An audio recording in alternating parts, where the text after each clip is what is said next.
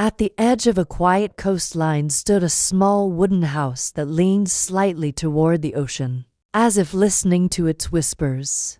The paint had peeled from its walls long ago, and the porch creaked with every step. Inside lived Ethan Moore, a fisherman who rose before dawn each day, and his wife Clara, whose eyes always seemed fixed on what lay beyond the horizon. Ethan didn't mind the house. To him, it was warm, familiar, and full of peace. But Clara felt the walls closing in on her dreams. She wanted more space, more comfort, more proof that life could be bigger than the waves outside their window. Every morning, Ethan walked to the shore with his net slung over his shoulder, greeting the sea like an old friend. One quiet afternoon, when the sky was pale blue and the water barely stirred, Ethan felt a sudden pull on his line. Strong, heavy, alive. He braced himself and hauled with all his strength until a massive silver blue fish broke the surface. Its scales shimmered like moonlight, and its eyes held an unsettling intelligence. Before Ethan could react, the fish spoke. "Please," it said calmly, "return me to the sea, and I will grant one wish born of kindness." Ethan's hands shook. A talking fish.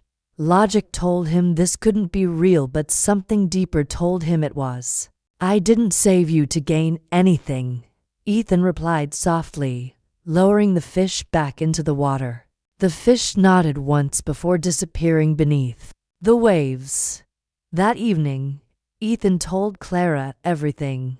Her reaction was instant fury. "You let it go?" she exclaimed. "A magical fish and you didn't ask for anything." Ethan tried to explain. "It didn't feel right." Clara paced the room. "Then go back.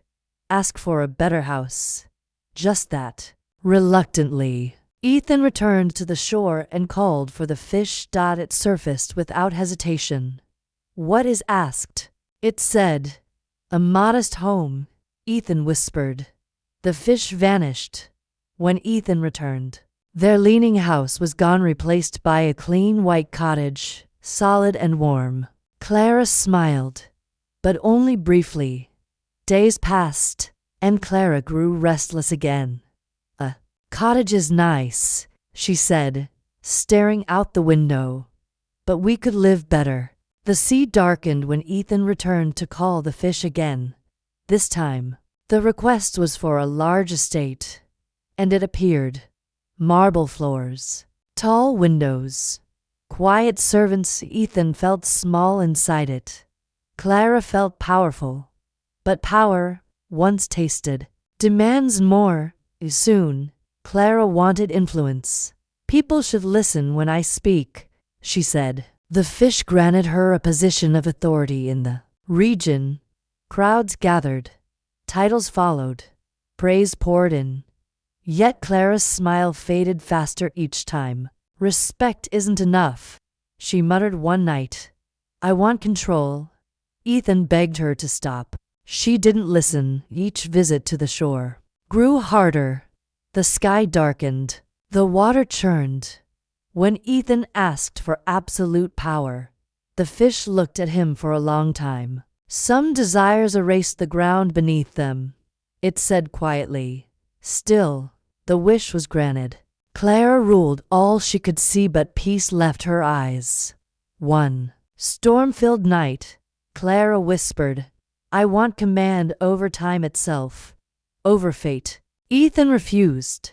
She screamed, so he went trembling to the raging sea. The fish did not rise fully this time.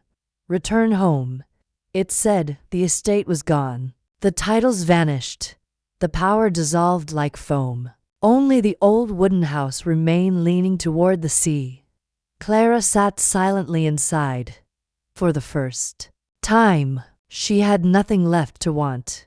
Ethan returned to fishing. The sea never spoke again. But each morning, as the sun rose, he felt grateful for the waves, the roof above him, and the simple life that had never demanded more than it gave. And Clara, Slowly, learn that enough is a treasure few ever truly understand. Moral greed grows faster than gratitude, but only gratitude lasts.